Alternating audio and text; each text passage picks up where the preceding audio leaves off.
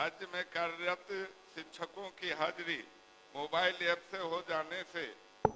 अध्यक्ष महोदय, मध्याह्न भोजन रसोईया कर्मी को 1650 रुपए मानदेय पर विद्यालयों में कार्य करते हैं, जो एक दिन का मजदूरी 55 रुपये होता है।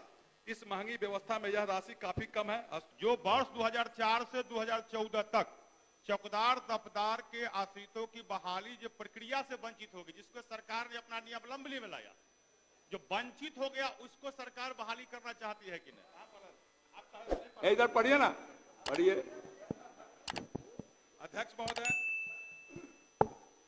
महोदय, मध्याह्न भोजन रसोईया कर्मी को 1650 रुपए मानदेय पर विद्यालयों में कार्य करते हैं, जो एक दिन का मजदूरी 55 रुपये होता है।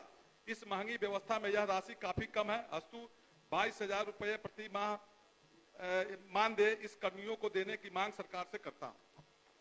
अब ध्यान आकर्षण सूचनाएं लिए जाएंगे।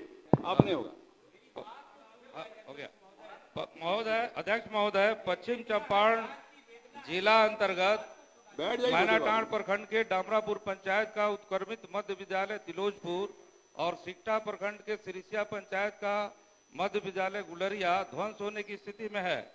शिक्षकों एवं छात्रों के जीवन की सुरक्षा के लिए दोनों जगह शीघ्र विद्यालय भवन निर्माण कराने की मांग करता हूं। अब किसी का शून्यकाल बचा नहीं ना है? क्या है, क्या चीज बचा? पढ़िए, पढ़िए यार, इधर पढ़िए ना, पढ़िए। अध्यक्ष महोदय, मध्याह्न भोजन रसोईया कर्मी को 1650 रुपए मानदेय पर विद्यालयों में कार्य करते हैं, जो एक दिन का मजदूरी 55 रुपये होता है। इस महंगी व्यवस्था में यह राशि काफी कम है। अस्तु 22,000 रुपये प्रति माह मानदेय इस कर्मियों को देने की मांग सरकार से करता हूं। मजदूरी 50 रुपया होता है। इस महंगी व्यवस्था में यह राशि काफी कम है। अस्तु स्थिति 22,000 रुपया प्रत्येक माह मानदेय कर्मियों को देने की मांग सरकार से करता हूं। श्री मोहम्मद अंजान नईमी। गुणवत्ता के साथ ही रोजगार पर भी प्रभाव पड़ता है। मैं सरकार से बड़े पैकेज को छोटा कर निविदा आमंत्रण की मांग करता हूं। श्री मुरारी मोहन झा।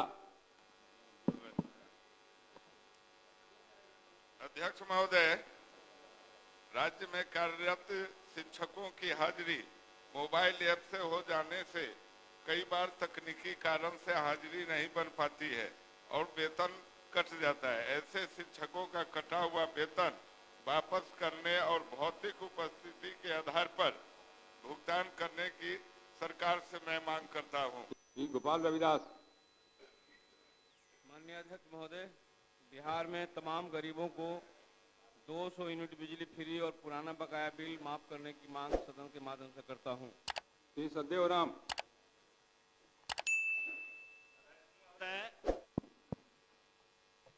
बिहार के करीब 3 करोड़ सहारा निवेशकों के लंबे समय से अटके पैसे को तत्काल भुगतान करने की मांग करता हूं। महोदय, ये पूरे गंभीर मामला है। महोदय, यह अध्यक्ष महोदय, राष्ट्रपिता महात्मा गांधी के सपनों को साकार करने के लिए तरैया विधानसभा क्षेत्र सहित राज्य के 391 राजकीय बुनियादी विद्यालय को सर्व सुविधा युक्त मॉडल विद्यालय के रूप में विकसित करने हेतु आवश्यक कार्रवाई शीघ्र करा। श्री मिश्री लाल यादव। आप पहले क्या उठ गए थे मिश्री जी? आपका नाम पुकारता था ना, उठ गया। बैठिए। हम लोग भी पीड़ित हैं। श्री मिश्री लाल यादव बोलिए, अपना पढ़िए। जी, इसीलिए हमने अपना पढ़िए। माननीय अध्यक्ष महोदय, दरभंगा जिला के घनश्यामपुर प्रखंड में उत्क्रमित मध्य विद्यालय पुनः +2 में भवन निर्माण कार्य घटिया ईंट, सीमेंट, लोकल बालू एवं छड़ से ठेकेदार एवं इंजीनियर के मिली भगत से हो रहा है। अतः सरकार से उक्त विद्यालय के भवन निर्माण का उच्च स्तरीय जांच कर कार्रवाई की मांग करता हूं। महोदय, पूरा घटिया सामान से घटिया निर्माण हो रहा है।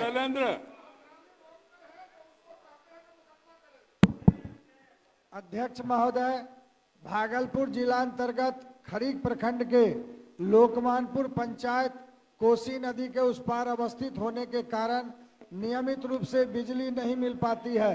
अतः सरकार से कोसी नदी पर बने पुल से 1000 वोल्ट का केबल तार ले जाकर निर्बाध रूप से बिजली आपूर्ति करने की मांग करता हूं।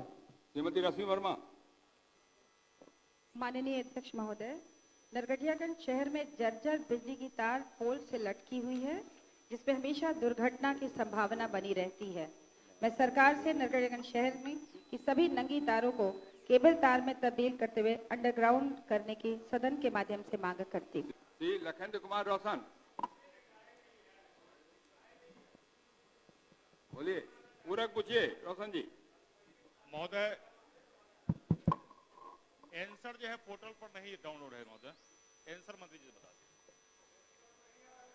माननीय मंत्री गृह विभाग लखेंद्र कुमार रोशन जी नहीं पढ़ पाए होंगे, देख नहीं चुका है। अने उत्तर आया है लेकिन नहीं देखे होंगे। हाँ नहीं देखे होंगे, सोनू बोले है ही नहीं। वस्तु स्थिति यह है कि विभागीय पत्रांक 359 दिनांक 17/1/90 द्वारा चौकीदार दफादारों को दिनांक 1/1/90 के प्रभाव से सरकारी कर्मचारी घोषित किया गया। विभागीय पत्रांक 11/2/87 दिनांक 20/12/95 द्वारा दिनांक 1/1/90 के बाद अवकाश प्राप्त करने वाले चौकीदार दफादार द्वारा नामित आश्रित पत्नी, पुत्र, भाई, भतीजा, नाती को चौकीदार के पद पर केवल एक बार अपवाद स्वरूप बॉन्ड लेकर के नियुक्त करने का प्रावधान किया गया। CWJC संख्या 6997/2003 राजकुमार गुप्ता बनाम बिहार राज्य एवं अन्य के मामले में दिनांक 27/8/2003 को पारित न्यायाधीश के आलोक में विभागीय पत्रांक 12/094 दिनांक 11/11/2004 निर्गत करते हुए पूर्व से निर्गत विभागीय पत्रांक 11/2/87 दिनांक 20/12/95 को निरस्त कर दिया गया, जिसके कारण दफादार चौकीदार के आश्रितों की नियुक्ति पर रोक लगाई गई। वर्ष 14 में गृह विभाग की अधिसूचना संख्या 1896 दिनांक 5/3/14 द्वारा बिहार चौकीदार संवर्ग नियमावली 2014 अधिसूचित की गई। उक्त नियमावली के द्वारा चौकीदार संवर्ग के कर्मियों को स्वैच्छिक सेवानिवृत्ति लेने पर उनके द्वारा नियमित आश्रित पति, पुत्र, अविवाहित पुत्री एवं विधवा पुत्र वधू जिसे पुनर्विवाह न किया हो को कतिपय शर्तों के साथ चौकीदार के पद पर नियुक्ति संबंधी प्रावधान लागू किया गया। कालांतर में LP संख्या 508/2022 देव मुनि पासवान बनाम बिहार राज्य एवं अन्य में माननीय उच्च न्यायालय पटना द्वारा 25/2/23 को पारित न्यायाधीश में बिहार चौकीदार संवर्ग नियमावली 2006 के नियम 5/7 में विभागीय अधिसूचना संख्या 1896 दिनांक 5/3/14 द्वारा जोड़े गए परंतु को निरस्त कर दिया गया, जिसके कारण चौकीदार के स्वैच्छिक सेवानिवृत्ति के आधार पर नामित आश्रितों की नियुक्ति पर रोक लगी।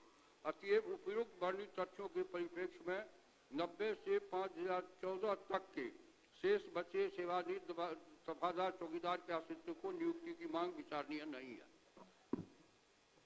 महोदय, जो विचारणीय नहीं है उसी पर तो विचार करने के लिए हमने निवेदन किया है विभाग से। आप एक लाइन पढ़ लिए जी। इन्होंने कहा कि हाई कोर्ट ने उस नोटिफिकेशन को रद्द कर दिया, इसलिए नहीं विचार हो रहा है। नहीं महोदय, मेरा कहना यह है जो 2004 पूरक पूछिए। पूरक महोदय, मेरा कहना यह है जो चीज हमने प्रश्न में लाया है उस चीज का जिक्र माननीय मंत्री जी ने किया है।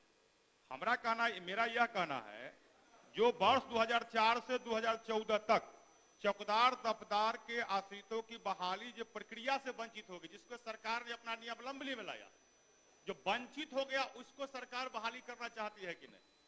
वर्ष 2004 से 2014 तक जिन लोगों की बहाली हुई भी उनको जो हाईकोर्ट ने रोक लगा दिया उस पर सरकार क्या कर सकती है? और फिर दूसरी बार भी उन्होंने रोक लगाने का काम, जिसमें संशोधन आया, इसलिए उस पर कोई पुनर्विचार की जरूरत नहीं है। महोदय, यह पूरे बिहार का विषय है। विषय बिहार का नहीं। महोदय, एक पहला बात है जो सरकार के जिस समय का नियमावली थी उस समय जो वंचित रह गए हाई कोर्ट ने जो रोक लगाया, वो तो हाई कोर्ट ने रोक लगाया महोदय, नहीं, हाई कोर्ट ने रोक लगाया 25 फरवरी 2023 को समाप्त कर दी गई बहाली की प्रक्रिया। उससे पूर्व जो नियमावली थी, जो वंचित रह गए चौकीदार दफ्तार के परिवार, जिस समय सरकार ने नियम पे लाया था, उस वंचित परिवार को सरकार बहाल करना चाहती है, नहीं चाहती। ये अरे भाई आप पूरा पढ़ो भैया मेरे। 23 को जो कोर्ट का ऑर्डर आया, तो जो इन्होंने प्रावधान किया था उसी को रद्द कर दिया, तो कैसे करेंगे? ये कह रहे हैं माननीय मंत्री, ये समस्या नहीं महोदय, जो कोर्ट, हम तो यह कह रहे हैं ना महोदय, जो चौकीदार का जो नियमावली है, हम कहते 2004 से 2014 तक जो वंचित रह गए। अरे भाई वही जिस समय वही हाई तो कोर्ट ने इन्होंने कहा है। महोदय, जिस समय हाई कोर्ट ने रोक नहीं लगाया था, उस समय जो वंचित रह गए उसको सरकार बहाली करना चाहती है कि नहीं? एक बार दिखवा हाई कोर्ट ने रोक नहीं लगाया था महोदय। ठीक है मंत्री जी, ये सरकार के दस से चूक हुई थी। नियम बनाया सरकार ने, नियम पर उच्च न्यायालय ने रोक लगा दिया, फिर संशोधित नियम दिए गए, उस पर भी हाई कोर्ट ने रोक लगा दिया। तो वंचित का तो जब रह जात नियम रहता, तब ना उसके अनुसार क्या कहते हैं लेकर के दिखवाते कि क्यों नहीं हुआ। श्री अरुण शंकर प्रसाद।